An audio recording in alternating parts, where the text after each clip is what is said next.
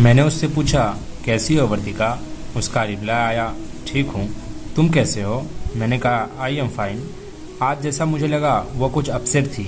मैंने उससे पूछना चाहा और पूछा भी तो उसने कुछ बहाना बनाकर टाल दिया। ऐसे ही कुछ बातें और हुई और क्लास खत्म हो गई और हम दोनों साथ साथ घर के लिए निकले।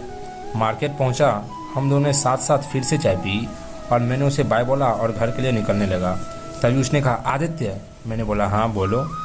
कुछ नहीं, बाय। मैंने कहा, ठीक है, बाय। और हम दोनों निकल गए। वास्तव में मैं बताऊं तो मैं घर जाना ही नहीं चाहता था। पता नहीं वो 4 घंटे की क्लास 4 मिनट जैसी क्यों लगने लगी थी।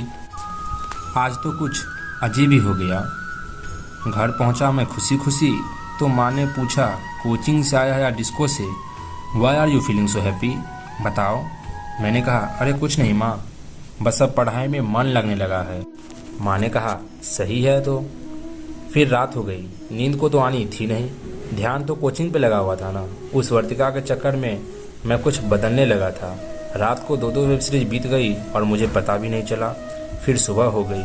मैं जल्दी जल्दी कोचिंग के लिए तैयार होकर निकलने वाला ही था कि तभी माँ ने रोका और पूछा और कहा, कोचिंग तो 7:30 बजे से है ना, फिर इतनी जल्दी क्यों जा रहा है? अभी तो 7 भी नहीं बजे।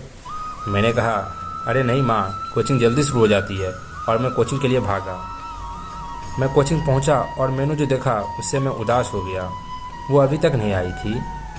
फिर मैंने घड़ी देखा तो बस 7 ही बजे थे। तो मैंने सोचा मैं जल्दी आ गया हूँ शायद।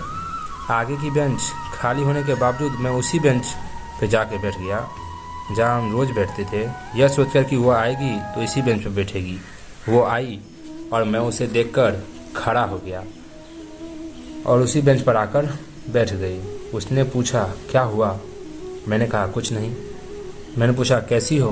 उसने कहा, ठीक। और तुम कैसे हो? मैंने कहा, बिल्कुल ठीक। प्रपोज करने का ख्याल मेरे मन में आ रहा था ज़रूर, पर मैंने सोचा अगर उसने मना कर दिया तो हम फिर भी दोस्त रहेंगे ना। अगर उसने मना कर दिया तो हम फिर भी दोस्त रहेंगे।